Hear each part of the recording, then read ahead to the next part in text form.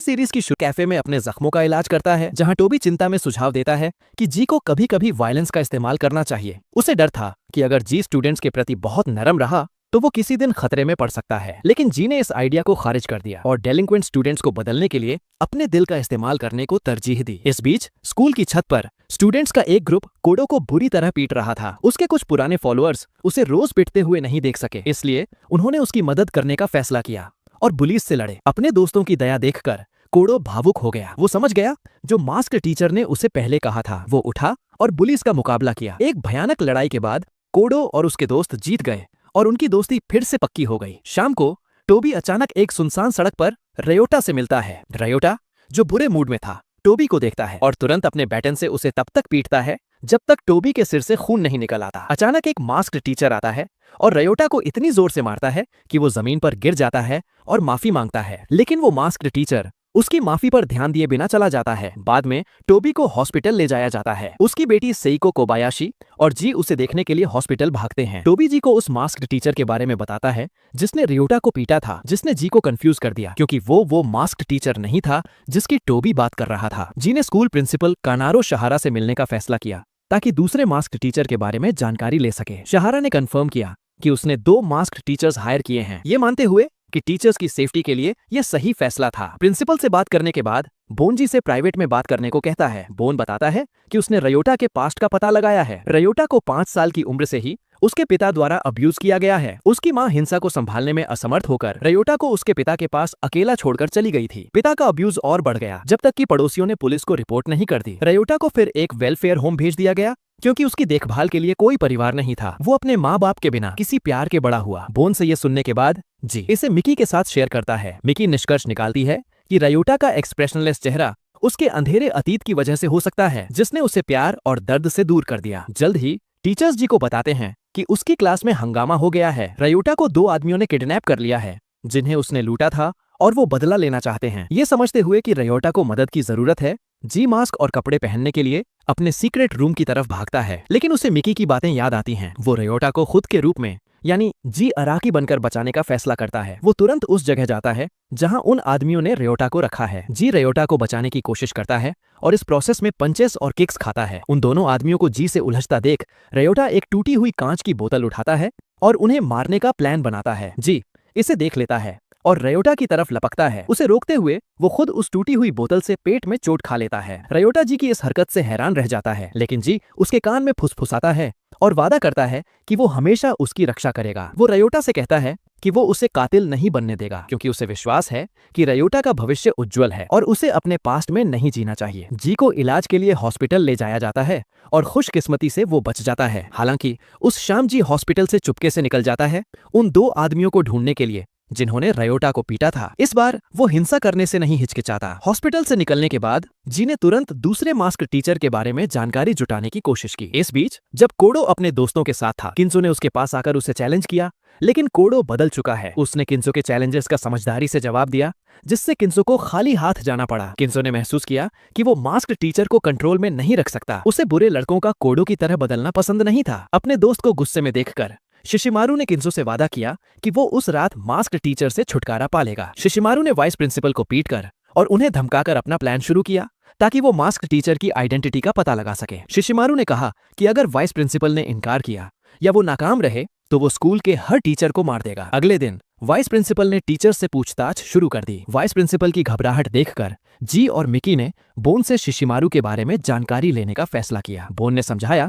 कि Shishimaru mask teacher की identity क्यों एक्सपोज करना चाहता था और बताया कि शिशिमारू एक तेज और टफ फाइटर है। किसी वजह से शिशिमारू और किंजो अब बड़ों पर भरोसा नहीं करते थे। शाम को जी ने अपना मास्क पहनकर शिशिमारू से मिलने का फैसला किया। इससे पहले कि वो बात कर पाते, एक और मास्क टीचर अचानक वहां आया और शिशिमारू पर हमला कर दिया। जी ने तुरंत उसे ब्लैक मास्क टीचर के हमले से बचाया, लेकिन इस चक्कर में उसे खुद एक जोर का मुक्का लगा। जी के गिरने के बाद शिशिमारू और ब्लैक मास्क टीचर के बीच लड़ाई लाजमी थी। हालांकि शिशिमारू ब्लैक मास्क टीचर का मुकाबला नहीं कर सका और कुछ ही हिट्स के बाद बेहोश हो गया। अगले दिन किंजो 2 स्टूडेंट्स को शिशिमारू के बारे में बात करते हुए सुनता है कि वो मास्क टीचर द्वारा पीटे जाने के बाद हॉस्पिटल में भर्ती है। परेशान होकर किंजो हॉस्पिटल भागता है जहां शिशिमारू अभी भी बेहोश है। उसी वक्त बोनजी को किंजो और शिशिमारू के बारे में नई जानकारी देता है। पता चलता है कि दोनों एक ही ऑर्फनेज अनाथालय से आए हैं, इसलिए वो पक्के दोस्त हैं। एक दिन शिशिमारू को उन पेरेंट्स ने अडॉप्ट किया जो सिर्फ सरकारी मदद का पैसा चाहते थे और उसकी परवाह नहीं करते थे। वो अक्सर शिशिमारू को टॉर्चर करते थे। किन्सो को इस बारे में तब पता चला जब वो उस घर गया। गुस्से में उसने शिशिमारू के अडॉप्ट करने वाले पेरेंट्स को पीटा और उसे उनके जुल्म से बचाया। तब से ही दोनों लड़कों का बड़ों से भरोसा उठ गया था। शिशिमारू से मिलने के बाद किन्सो स्कूल वापस आता है और जो भी मिलता है उसे पीट कर अपना गुस्सा निकालता है। ब्लैक मास्क टीचर उसका इंतजार कर रहा था और उसे शिशिमारू का बदला लेने का मौका मिला। उनकी लड़ाई भयानक थी और किन्सो जल्द ही हारने लगा। उसने भागने की कोशिश की लेकिन ब्लैक मास्क टीचर ने उसका पीछा किया और उसे फिर से लड़ने पर मजबूर किया। खुशकिस्मती से जी सही समय पर किन्सो की मदद के लिए पहुंच गया और ब्लैक मास्क टीचर के खिलाफ उसकी जगह ले ली। जी और ब्लैक मास्क टीचर के बीच की लड़ाई बराबर की थी। ये महसूस करते हुए कि लड़ाई लंबी चलेगी, ब्लैक मास्क टीचर ने फिलहाल पीछे हटने का फैसला किया। उसके बाद जी शहारा के पास गया और उनसे ब्लैक मास्क टीचर का टीचिंग परमिट कैंसिल करने को कहा। लेकिन शहारा ने जी से कहा कि अगर वो स्कूल में अपनी नौकरी बरकरार रखना चाहता है तो वो दूसरे मास्क टीचर के काम में दखल ना दे। इस बीच किन्सो शिशिमारू के हॉस्पिटल के खर्चे के लिए पैसे ढूंढने की कोशिश करता है। उसे कई बार रिजेक्ट किया गया जब तक कि वो एक ऐसे आदमी से नहीं मिला जिसने उसे एक फैक्ट्री में काम देने का ऑफर दिया। हालांकि वो आदमी सिर्फ किन्सो को फंसाना चाहता था। किन्सो के काम शुरू करने के बाद उस आदमी ने फैक्ट्री के पैसे चुरा लिए और किन्सो पर चोर होने का इल्जाम लगाया। जी को किन्सो की मदद करनी पड़ी। किन्सो उस आदमी को माफ नहीं कर सका जिसने उसे फंसाया था। वो उस आदमी को रात में एक खाली जगह पर ले गया और उसे लड़ने के लिए चैलेंज किया। उस आदमी ने लोहे का पाइप इस्तेमाल किया जबकि किन्सो के पास सिर्फ उसके हाथ थे। वो आदमी किन्सो को मारने ही वाला था जब जी उसे बचाने पहुंच गया। किन्सो को फंसाने वाले आदमी को हराने के बाद जी किन्सो की मदद के लिए भागा जो एक पुल ब्रिज के किनारे लटका हुआ था। अब और ज्यादा देर तक ना पकड़ पाने की वजह से किन्सो ने आखिरकार जी का हाथ थामा और जी ने उसे खींचकर सेफ कर लिया। जाने से पहले जी ने किन्सो को दूसरों पर भरोसा करना शुरू करने की सलाह दी। उसने कहा कि उम्मीद उसी विश्वास से आएगी। अगले दिन जी अचानक स्कूल के सामने कानाको से मिला। वो दोनों फ्रेंडली बातें करते हुए कैंपस में गए। बदकिस्मती से स्टूडेंट्स के एक ग्रुप ने उन्हें देख लिया और उनकी नजदीकी से खुश नहीं थे। उन्होंने कानाको को सबक सिखाने का फैसला किया। पहले उन्होंने कानाको की डेस्क गंदी कर दी ताकि उसे नोट्स लेने में मुश्किल हो। फिर जब टीचर पढ़ा रहा था तो उन्होंने उस पर पिंस फेंककर उसे परेशान किया। केइगो कानाको को बुली होते हुए नहीं देख सका। वो खड़ा हुआ, उसकी तरफ फेंकी गई पिन को पकड़ा और बुलीज को पीटा। जब टीचर ने उसके एक्शन पर सवाल उठाया तो केइगो ने टीचर का गला दबा दिया। किसी ने उसे रोकने की कोशिश नहीं की, यहाँ तक कि किन्सो ने भी नहीं। केइगो की हरकत टीचर्स रूम में चर्चा का विषय बन गई। उसे सख्त वार्निंग मिली और कुछ टीचर्स उसे निकालना चाहते थे। सिर्फ मिकी ने केइगो का बचाव किया, ये मानते हुए कि उसके एक्शन के पीछे कोई वजह जरूर होगी क्योंकि वो मुश्किल से ही कोई दिक्कत पैदा करता था। खुशकिस्मती से कानाको ने जी और मिकी को बताया कि केइगो उसे असामी नोमा की गैंग से बचा रहा था। मिकी के पास केइगो का बचाव करने की एक और वजह थी। जब वो और जी टोबी के कैफे गए तो उसने बताया कि केइगो की माँ उसकी होम रूम टीचर थी। उन्होंने ही मिकी को टीचर बनने के लिए इंस्पायर किया था। अफसोस की बात है कि केइगो की माँ ने 5 साल पहले एक परेशान स्टूडेंट को हैंडल करने की वजह से निराश होकर सुसाइड कर लिया था। टोबी के कैफे से वापस आते वक्त जी और मिकी अचानक केइगो से मिलते हैं जब वो एक नाइट क्लब में सिक्योरिटी गार्ड के रूप में काम कर रहा होता है। वो उसके काम खत्म करने का इंतजार करने का फैसला करते हैं ताकि वो उसे घर ले जा सकें। जब वो तीनों केइगो के अपार्टमेंट पहुंचते हैं तो जी और मिकी केइगो के छोटे भाई